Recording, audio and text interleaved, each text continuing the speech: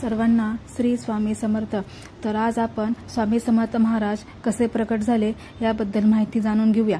भिवू नकोस, मी तुझ्या पाठीशी आहे असे आश्वासन देणारे श्री स्वामी समर्थ हे अनेक श्रद्धाळूंचे श्रद्धास्थान। श्रीपाद श्री वल्लभ व श्री नृसिंह सरस्वती यांच्या नंतरचे भगवान श्री दत्तात्रयांचे हे ते तिसरे पूर्णावतार आहेत अशी मान्यता आहे। अक्कलकोट येथे खूप काळ वास्तव्य केलेले गाणगापूरचे श्री नृसिंह सरस्वती हेच नंतर श्री स्वामी समर्थांच्या रूपाने प्रकट झाले असे म्हणतात। मी नृसिंहभान असून श्री शैलजम जवळील कर्दली वनांतून आलो आहे असे स्वामींचे उद्गार श्री नृसिंह सरस्वतीचा अवतार असल्याचे सुचवतात। श्री स्वामी समर्थ 19व्या शतकात होऊन गेले। विविध ठिकाणी स्वामी विविध नावांनी वावरले। महाराष्ट्र व कर्नाटकात त्यांनी दत्त संप्रदायाचा प्रसार केला। इसवी सन 1856च्या सुमारास स्वामी समर्थ अक्कलकोटास आले। मंगळवेढ्याहून पहिल्यांदा जेव्हा ते अक्कलकोट नगरीत आले तेव्हा त्यांनी गावातील खंडोबा मंदिरात मुक्काम केला। इसवी सन 1459 मध्ये स्वामींनी गाणगापुरात श्री नृसिंह सरस्वती महाराजांच्या निर्गुण पादुका स्थापन केल्या व त्यानंतर शैल यात्रेचे निमित्त साधून ते कर्दली वनात अदृश्य झाले। कर्दली वनात सुमारे 300 वर्षे महाराजांनी कठोर तपश्चर्या केली। त्या काळात मुंगेंनी त्यांच्यावर वारूळ रचले। एके दिवशी उद्धव नावाचा लाकूड तोड्यात त्याच कर्दली वनात लाकडे तोडीत असताना त्याच्या हातून कुऱ्हाड निसटली व ती वारुळावर पडली। उद्धवाचे निमित्त साधून स्वामींनी भक्तांच्या कल्याणासाठी पुन्हा प्रगट व्हायचे ठरवले। कुऱ्हाड वारुळावर पडताच त्यातून रक्ताची धार उडाली व क्षणातच दिव्य प्रकाश पडून उद्धवासमोर एक अजनुभाव तेजस्वी मूर्ती प्रकट झाली। तेच अक्कलकोटचे स्वामी समर्थ महाराज। आपल्या हातून या महापुरुषाला जखम झाली या विचाराने उद्धवाला दुःख झाले व भय वाटू लागले, पण भक्तांकडे मायाने पाहणाऱ्या महाराजांनी उद्धवाला अभय दिले व आशीर्वाद देऊन गंगातीरी प्रयाण केले। गंगातीरावर भ्रमण करता करता ते कलकत्त्यास गेले व तेथे त्यांनी महाकाली मातेचे दर्शन घेतले। नंतर काशी प्रयाग असे भ्रमण करीत ते उत्तरेकडून दक्षिणेस आले। श्री क्षेत्र त्र्यंबकेश्वर येथे त्यांनी शेगावचे श्री गजानन महाराज व शिर्डीचे श्री साई महाराजांना दीक्षा दिली। त्यानंतर पंढरपूर, मंगळवेढा, मोहोळ असे भ्रमण करीत सोलापूर व अक्कलकोट असा सर्वज्ञात प्रवास करण्याआधी महाराजांनी भारत भ्रमण केले होते। त्यांच्या या भ्रमणात त्यांनी अनेकदा दृष्टांत दिले।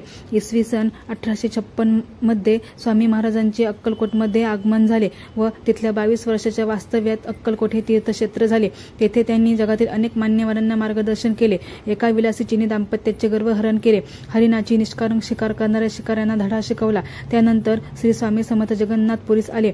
तेथे बडोद्याच्या आळवणी बुवा नावाचे सत्पुरुष दर्शनासाठी म्हणून आपल्या 10 शिष्यांसह आले होते। ते सर्वजणच आजारी पडून विकलांग झाले होते। कोणाकडे मदत मागावी एवढी शक्ती त्यांच्यात उरली नव्हती। त्यांची अवस्था अगदी मरणप्राय झाली होती। तितक्यात स्वामींची स्वारी तेथे आली। त्यांनी आपल्या कृपा कटाक्षाने त्यांचा आजार पळवला व नंतर त्यांना पोटभर जेवण दिले।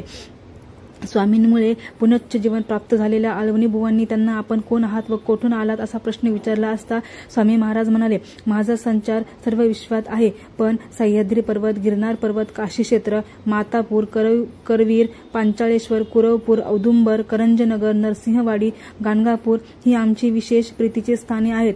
हे ऐकून लोकांना अचंबा वाटला। आळवणी बुवांनी तर महाराजांनी दिलेल्या उत्तरावरून ते खुद्द नरसिंह सरस्वती आहेत असा निष्कर्ष काढला। स्वामी समर्थ तेथे याच नावाने प्रसिद्ध झाले। आळवणी बुवांनी घडलेला सारा वृत्तांत बडोद्याला जाऊन लोकांना सांगितला। पुढे आळवणी बुवांना स्वामी समर्थ भक्त म्हणून ख्याती मिळाली। नारायण सरोवरात स्नान करण्याचा महिमा मोठा होता। तेथे स्नान करण्यास भाविकांची नेहमी गर्दी असे। तिथले महंत भरपूर पैसे घेतल्याशिवाय कोणालाही स्नान करू देत नसत। त्यांनी पैसे वसूल करण्यासाठी 4 गुंडही पोसून ठेवले होते। स्वामी समर्थ तेथे स्नानाला आले तेव्हा त्या गुंडांनी त्यांना अडविले व पैसे मागितले। स्वामी समर्थांजवळ कोठून पैसे असणार, ते काहीही न बोलता स्नानासाठी तलावाकडे निघाले। ते पाहून गुंडांचे पित्तच खवळले। ते त्यांना मारायला धावले। तेवढ्यात स्वामींनी त्यांच्यावरून उडी मारत तलावातील पाण्यावर आपली बैठक मांडली। ती किमया पाहून गुंड व त्यांना पोचताना महंत तळ्यावर आला। ते स्वामी समर्थांना शरण गेले। अशा प्रकारे स्वामींनी लोकांना भक्ती मार्गास लावले। तीर्थक्षेत्राच्या ठिकाणी राहून अधर्म करणाऱ्या मजुरांना वठणीवर आणले।